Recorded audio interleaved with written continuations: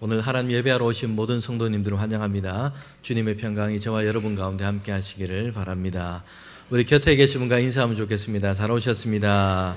주님이 함께 하십니다. 은혜와 평강이 늘 가득하시기를 바랍니다. 네, 오늘은 요한복음 12장 본문을 통해서 한호 속에 그리스도의 길을 가시다라는 제목으로 함께 하나님 말씀을 듣도록 하겠습니다. 우리가 주일에 주보에 나와 있는 구역 및 소그룹 나눔 이 본문으로 하나님 말씀을 전했습니다. 그런데요, 한 주 전에 있는 것을 이 주보에 실습니다. 오늘 주보에 나와 있는 것이 예수님의 부활에 대한 말씀이에요. 그래서 이것은 다음 주에 하고 오늘은 종료주일에 맞게 본문의 말씀으로 함께 하나님 말씀을 나누도록 하겠습니다. 우리는 다른 사람들의 어떤 기대를 마주할 때가 있습니다. 그런데 곰곰이 생각해 보면 하나님의 뜻과는 잘 맞지 않은데 라고 생각이 들 때가 있습니다. 그러면 갈등이 생깁니다. 고민이 되죠. 생각이 복잡해지기 시작합니다. 오늘 본문에 보면 예수님께서는 이런 상황에 놓이게 됐습니다. 그런데 그때 예수님은 어떤 길을 가고 계신가라는 것을 우리에게 잘 보여주고 있습니다. 예수님께서 예루살렘 성으로 들어가실 때였습니다. 오늘 주일은 바로 이날을 생각하며 종료주일로 지키고 있습니다. 예수님께서 왜 예루살렘으로 들어가셨는가 하는 것이 우리에게 중요합니다. 주님께서는 그리스도로 이 땅에 오셔서 세상과 사람들의 죄를 대신 속량하기 위해서 십자가를 지시기 위해서 예루살렘으로 가고 계십니다. 그래서 예루살렘을 향해 올라가신 것이에요. 요한복음 12장 12절에 보면요, 이튿날의 명절에 온 무리가 예수께서 예루살렘으로 오신다는 것을 듣게 됐습니다. 여러분, 예루살렘은 어떤 곳입니까? 예루살렘은 이스라엘 그 유다 민족 중에서는요, 역사 가운데 왕의 도시였습니다. 다윗 이래로 유다와 이스라엘을 다스렸던 왕이 거주했던 그런 곳이었습니다. 예수님 당시에 비록 그때는요, 로마 지배하에 있었습니다. 그럼에도 유대인들에게만에는 변함이 없습니다. 예루살렘은 왕의 도성, 명실상부하게 상징적인 이런 도시였던 것입니다. 뿐만 아니라 유대 역사는 예루살렘을 종교와 신앙의 중심으로 그렇게 삼았습니다. 왕의 궁궐만 있었던 것이 아니라 솔로몬 이후로 이 예루살렘에는요, 하나님을 예배했던 주님의 성전이 거기 있었습니다. 이스라엘 백성이 예루살렘에서 하나님을 예배했습니다. 여러분, 오늘날에도 이 예루살렘을 보면요, 신앙과 종교의 중심지입니다. 차이가 있다면 오늘날에는 유대인들에게만이 아니라 유대교, 기독교, 이슬람교 이 세 개의 종교가 예루살렘을 자신들의 성지로 삼고 있다는 겁니다. 그래서 긴장감이 있습니다. 이스라엘이 주변 아랍 국가들과 정치적인 어떤 대립, 분쟁 가운데 놓이게 되면요, 예루살렘은 이름처럼 평화의 도시가 아니라 대립과 갈등이 내재해 있는 긴장감이 감도는 이런 곳입니다. 여러분, 예수님 당시에도요, 이곳은 긴장감이 존재했습니다. 로마 제국과 로마 제국이 파견한 관리와 군인들은요, 예루살렘의 이 동향을 그렇게 잘 살펴야 했습니다. 유대인들이 어떤 변화, 어떤 동요를 하지 않는가, 이것을 예의주시했던 것입니다. 그래서 성전 곁에는 요새가 지어져 있습니다. 이곳에 서면 예루살렘 성전 안이 다 보입니다. 그들이 뭘 하고 있는지 그렇게 감시하도록 요새를 만들어 놓았던 것입니다. 예루살렘에 이런 종류의 긴장감이 늘 존재했던 이런 도성이었습니다. 그런데 더군다나 예수님께서 예루살렘에 가셨을 때는 유월절 절기였습니다. 유대인들이 가장 중요하게 지키는 절기였습니다. 그래서 그때는 예루살렘에 거주하는 사람뿐만 아니라 흩어져 있는 많은 유대인들이 예루살렘에 모이기 시작합니다. 거주했던 사람들은 대략 한 2만에서 3만 명입니다. 그런데 6월절에는 20만 명에서 30만 명이 이곳에 모이기 시작합니다. 10배 이상의 사람들이 거기에 모이게 되는 것입니다. 유대인들이라는 하나의 공통점, 하나의 정체성을 가지고 모이게 됩니다. 특별히 6월절은 구약의 역사를 보면 이스라엘 백성이 애굽에서 해방되었던 날 출애굽했던 것과 연결이 됩니다. 여러분, 그러니까요, 로마 당국은요, 더 긴장하게 되는 겁니다. 로마 총독도 이때만큼은 군사를 이끌고 예루살렘에 올라와 있습니다. 거기에 머물면서 삼엄한 경계를 하고 있습니다. 우리가 줄로 된 악기를 이렇게 연주하지 않습니까? 기타, 바이올린 또는 첼로 이런 악기, 현악기들이 있습니다. 그런데 이런 악기들을 보면 줄이 느슨할 때는요 소리가 나지 않습니다. 그런데 조리개로 조어서 이게 줄을 팽팽하게 당기고 나면 소리가 나기 시작합니다. 이처럼 6월절의 예루살렘은요 평소보다 훨씬 더 이게 팽팽해지는 것입니다. 수많은 사람들이 군집하게 되고요, 거기에서 유대 민족의 미래, 로마로부터의 해방, 자유, 독립 이런 열망들이 유대인들 사이에 자연스럽게 흘러나오게 되는 것입니다. 자, 그런데 바로 이때 예수님께서 예루살렘을 향해서 들어가시게 된 겁니다. 많은 유대인들은 예수님에 대한 소식을 듣고 있었습니다. 예수님께서 어떤 이적, 어떤 놀라운 일을 행하셨는지를 그들은 소문을 통해서 듣고 알고 있습니다. 그러면서 그들은요 예수님에 대해서 궁금해합니다. 야, 그 소문 진짠가? 실제로 그런 일을 예수라는 분이 행했는가? 정말 예수라는 분은 도대체 어떤 인물인가? 이런 호기심을 사람들이 다 가지고 있습니다. 그런데 드디어 그분이 바로 예루살렘으로 오신다는 것이요. 사람들은요 떠들썩하게 관심을 가지고 있고요, 거리로 나와서 예수님을 만나기 위해 나오게 된 것입니다. 특별히 요한복음 12장 17절에 보면 예루살렘 성 안에는요 이런 사람들이 있었습니다. 예수님이 행하신 일을 목격하고 이것을 사람들에게 지금 전하고 있는 사람들이었습니다. 여러분, 그들이 지금 얘기하고 있는 일이 어떤 일이냐면요, 예수님께서 죽은 나사로를 살린 그 일을 목격한 사람들이었어요. 이 일을 예루살렘 성에서 사람들에게 얘기하고 있습니다. 나사로가 잠시 정신을 잃어버리고 그냥 깨어난 것이 아니었습니다. 죽었습니다. 사흘이나 지났습니다. 배로 싸서 무덤에 장사했습니다. 그런데 예수님께서 이 죽은 나사로를 다시 살리신 일이었습니다. 이 일을 목격한 사람이 예루살렘에 가서 사람들에게 지금 이 일을 전하고 있는 겁니다. 여러분, 그러니까요 예루살렘에 모인 사람들은 그 예수님, 그런 분이 오신다는 소식을 듣고 거리로 나오게 됩니다. 예수님에 대한 호기심, 이 기대감을 잔뜩 가지고 지금 예수님을 맞이하러 나오게 된 겁니다. 이때 예루살렘에 모인 사람들이 예수님을 어떻게 지금 맞이하고 있는지 12장 13절에 이렇게 말씀합니다. 종려나무 가지를 흔들고 맞으러 나가서 외치되 호산나 찬송하리로다. 주의 이름으로 오시는 이 곧 이스라엘의 왕이시여 하더라. 사람들은요 지금 예수님을 이스라엘의 지금 왕으로 지금 맞이하고 있습니다. 왕으로 오시는 분이라고 지금 찬송하고 있습니다. 호산나라고 찬양합니다.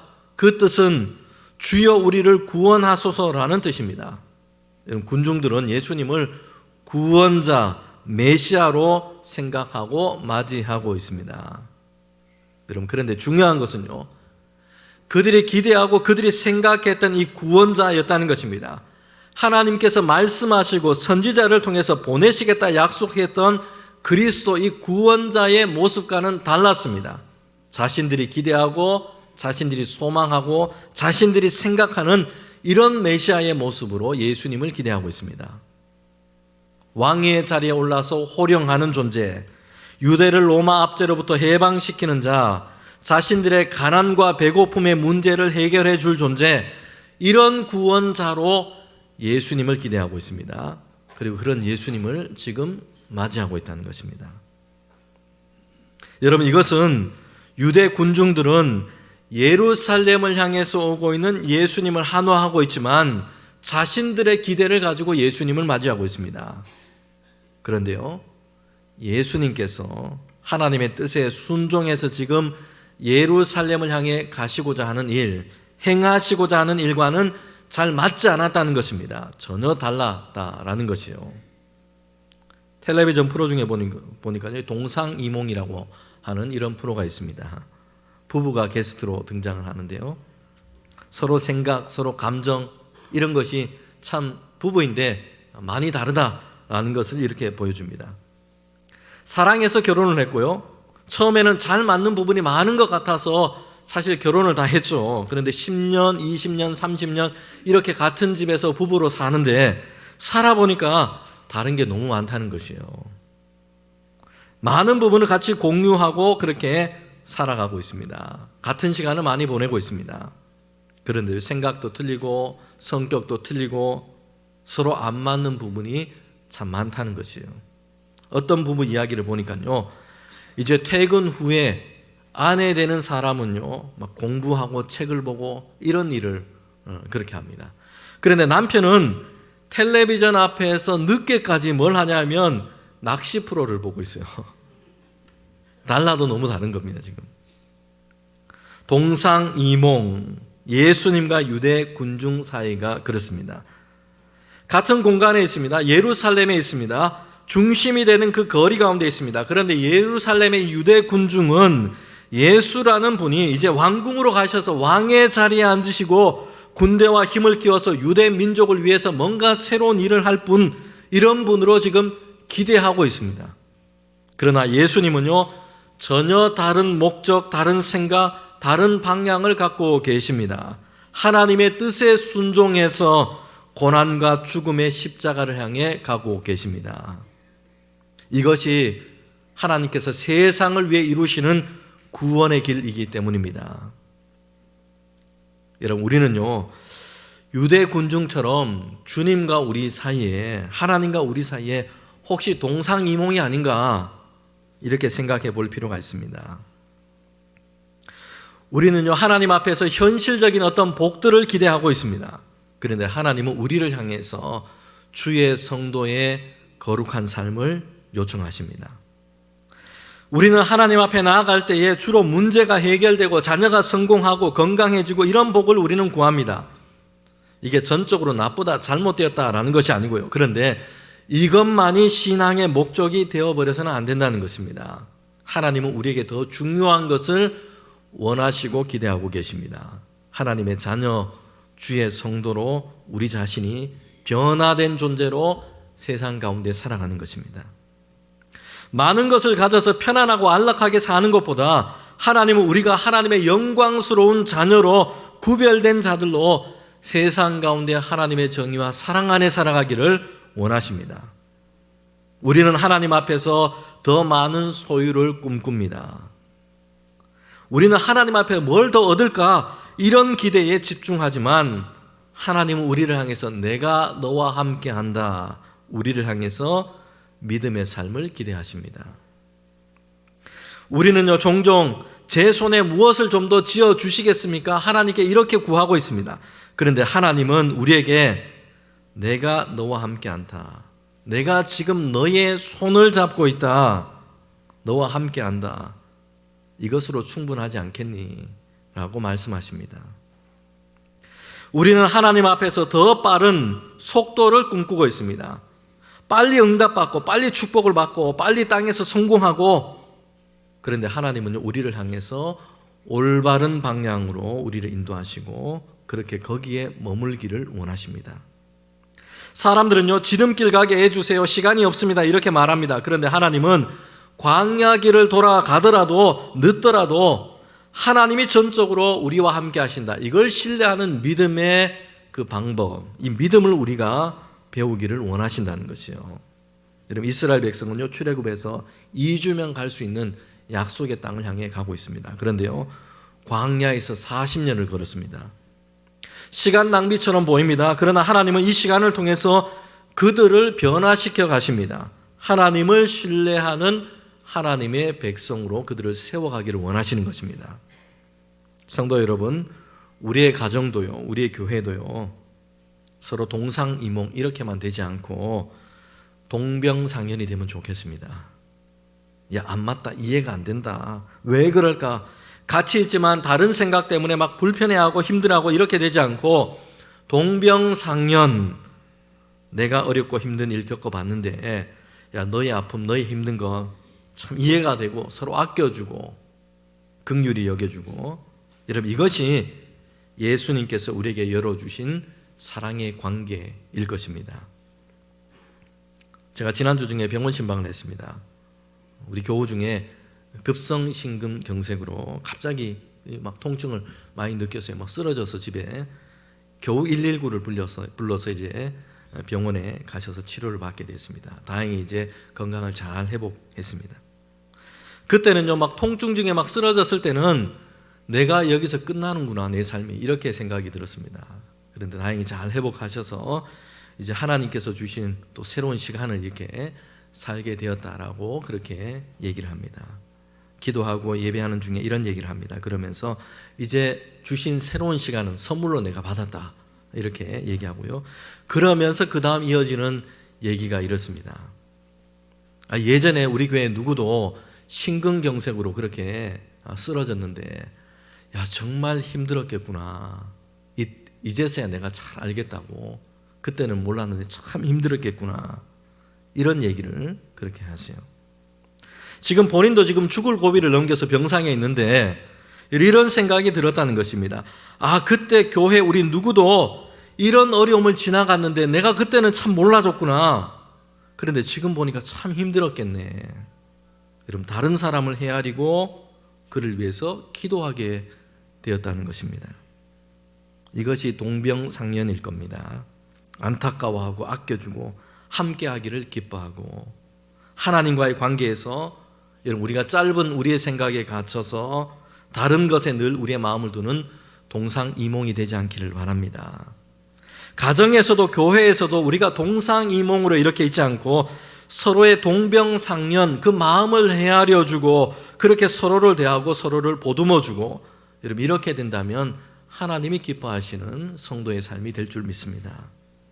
여러분 예수님은 우리의 고통을 단순히 멀리서 구경하신 분이 아니셨습니다. 우리의 아픔에 함께 하시는 분이었습니다. 직접 그 고통의 자리에 오셔서 예루살렘으로 십자가의 길로 지금 가고 계십니다. 군중들은 자기 문제 해결해 줄 왕을 원했지만 예수님은 우리의 아픔과 우리의 죄를 대신 짊어질 이런 그리스도가 되기를 원하셨습니다. 십자가의 길로 가고 계시다는 것입니다. 예수님께서는 예루살렘에 들어가시는데요. 유대 민족의 상징적인 도시, 그 도성을 향해 가십니다. 그런데 예수님께서 이 예루살렘으로 가신 것은요, 야 죽기 전에 내가 마지막으로 한번 구경해야지 이런 마음으로 가신 것이 아니에요.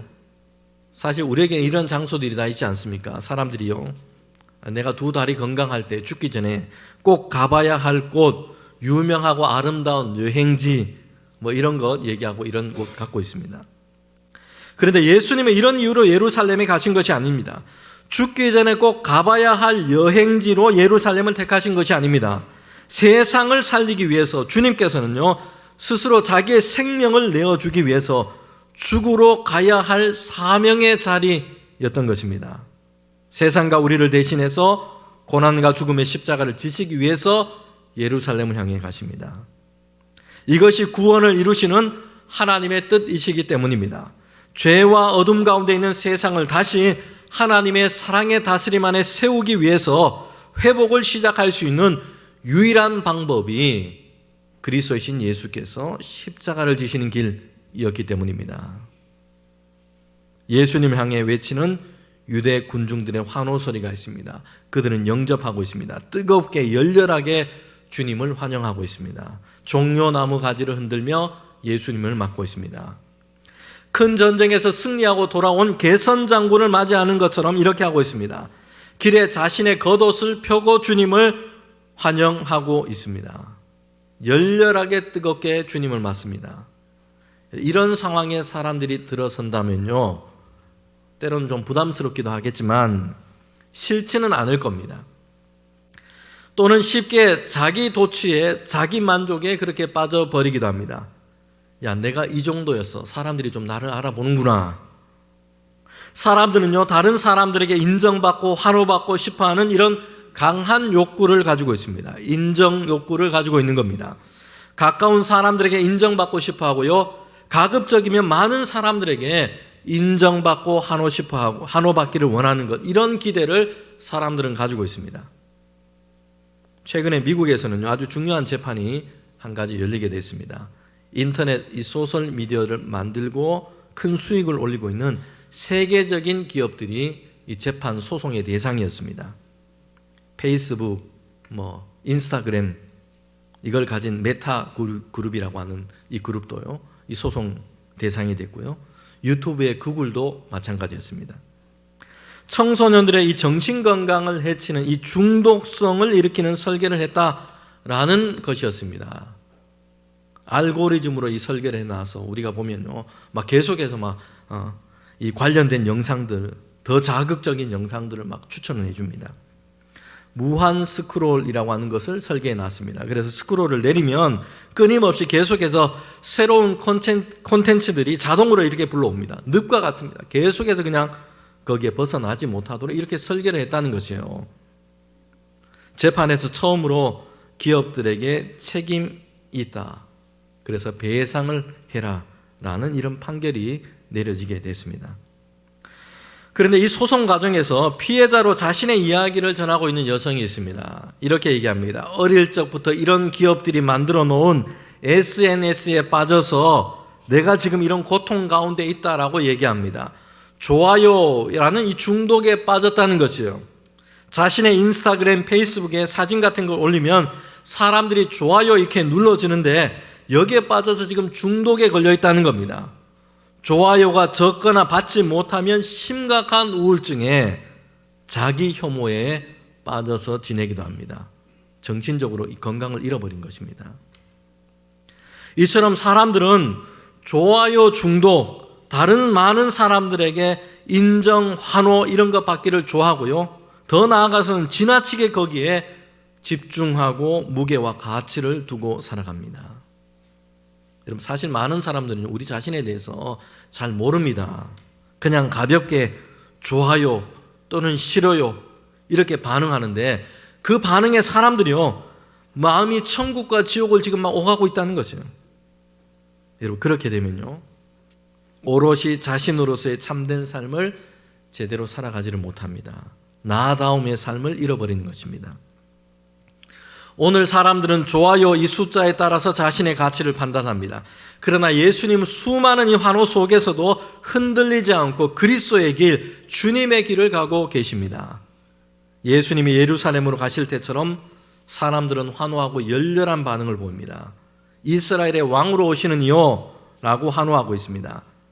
사람들이 만약에 이런 상황에 놓인다면 자칫 도취되어서 정말 자신은 왕궁으로 가서 왕위에 올라야 하는 것인가? 이게 내 운명인가? 이게 내 길이구나.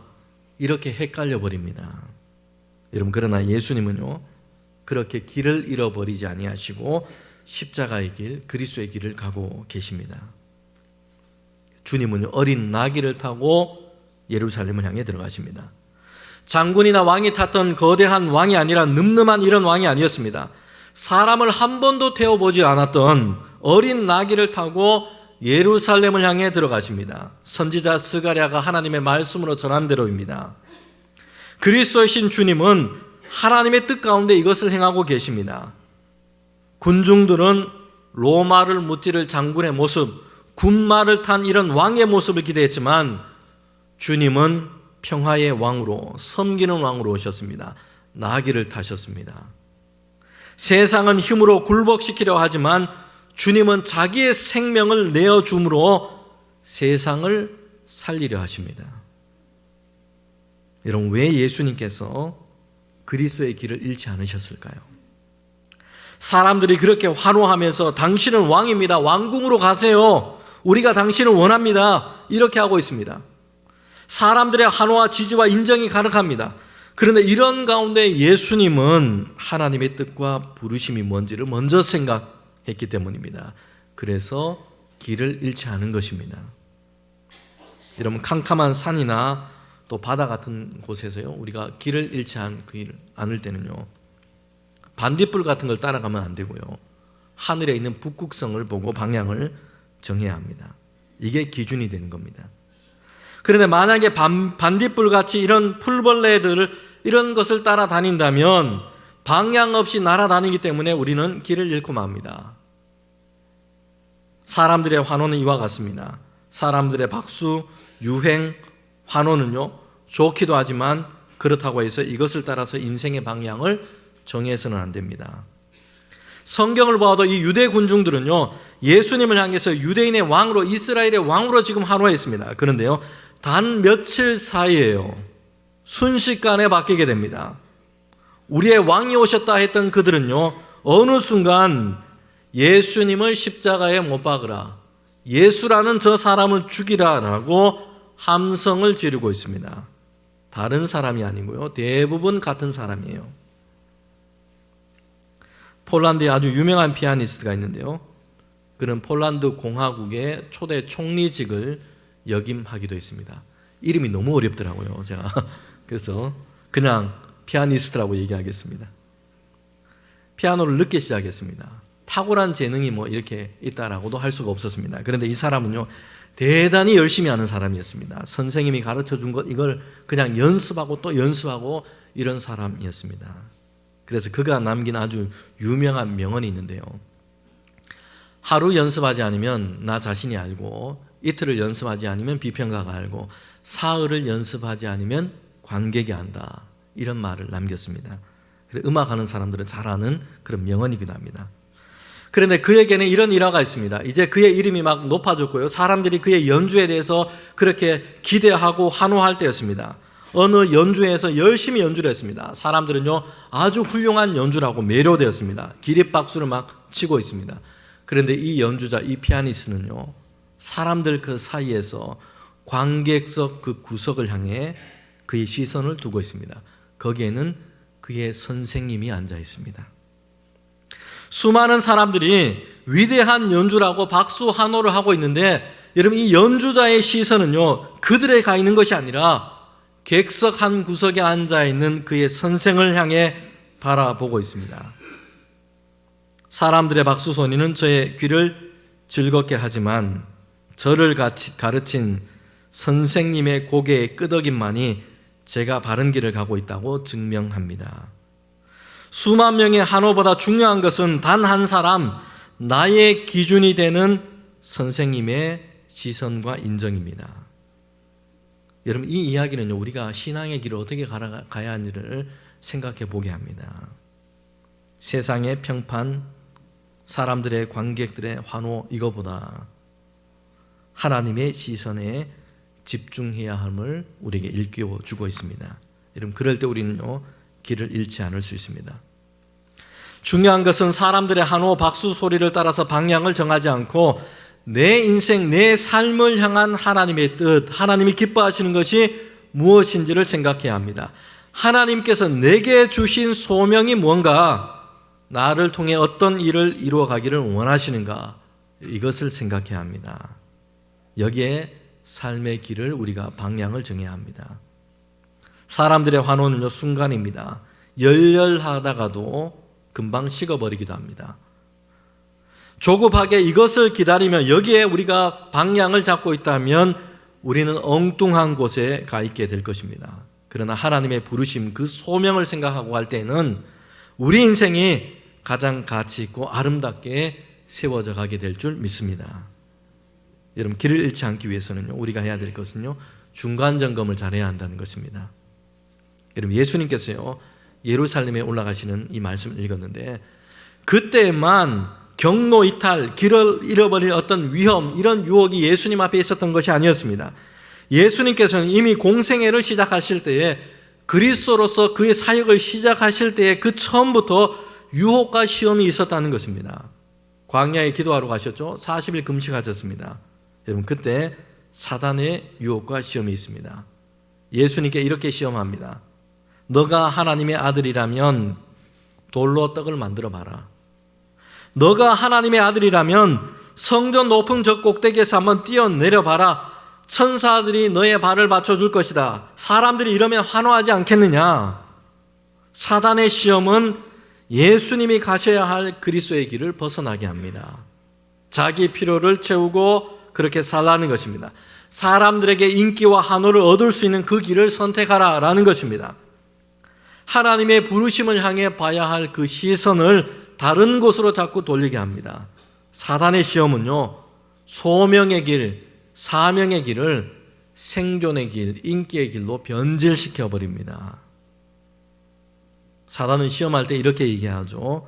너가 하나님의 아들이라면 이렇게 한번 해봐라. 증명해봐라.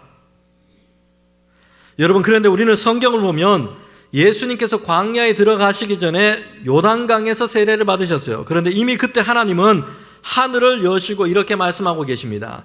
이는 내 사랑하는 아들이요 내 기뻐하는 자다. 하나님이 이미 선포하셨어요. 주님께서는 이 땅에 사람으로 오시기 전에 이미 태초부터 주님은 성자 하나님이십니다. 주님은 그리스도이십니다. 사람들 앞에서 뭘 증명하셔야 되는 것이 아니고요. 이미 예수님께서는 있으신 그대로 하나님의 아들이시요 그리스도이십니다. 성도 여러분, 우리가 뭘 대단한 일을 해서 사람들의 그래서 한호를 받아야 이래야 하나님의 사랑받을 만한 하나님의 자녀가 되는 게 아닙니다. 그리스도 예수 안에서 이미 우리는 하나님의 자녀가 된 것입니다. 이제 그 자녀됨으로 하나님의 은혜 안에서 우리가 살아가면 됩니다.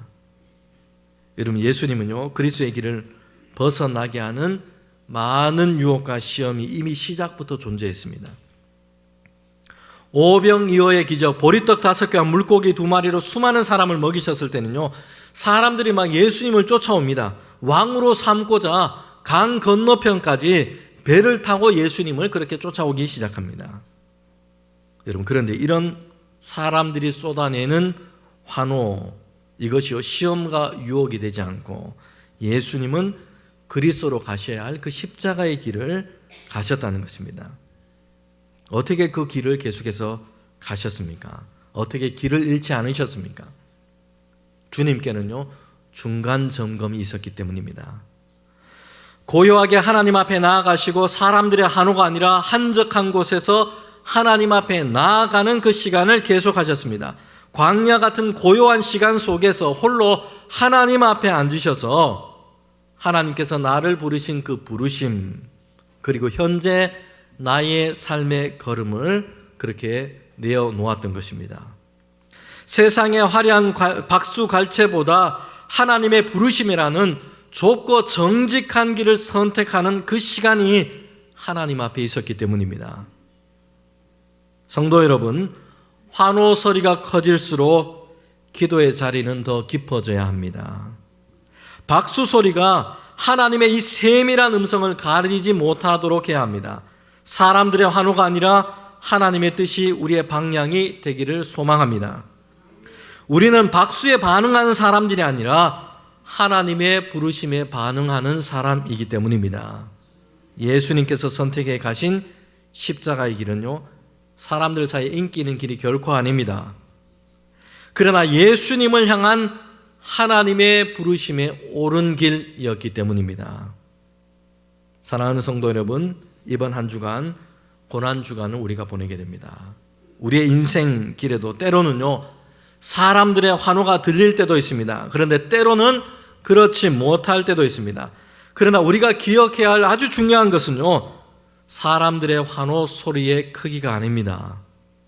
하나님 안에서 나는 부르심에 맞는 삶의 길을 가고 있는가 하는 것입니다. 예수님은 예루살렘의 화려한 그 겉모습, 군중들의 함성 속에 속해 있지 않습니다. 오직 하나님께서 맡기신 십자가라는 이 사명의 길을 묵묵히 걸어가십니다. 한 주 동안 우리의 길을 다시 하나님 안에서 새롭게 생각해보는 시간 되시기를 주님의 이름으로 소망합니다. 군중들의 함성에 크고 작음에 흔들리거나 속지 않고 묵묵히 하나님 안에서 우리에게 맡겨주신 믿음의 삶을 살아가는 저와 여러분 되시기를 주님의 이름으로 축복합니다. 함께 기도드리겠습니다.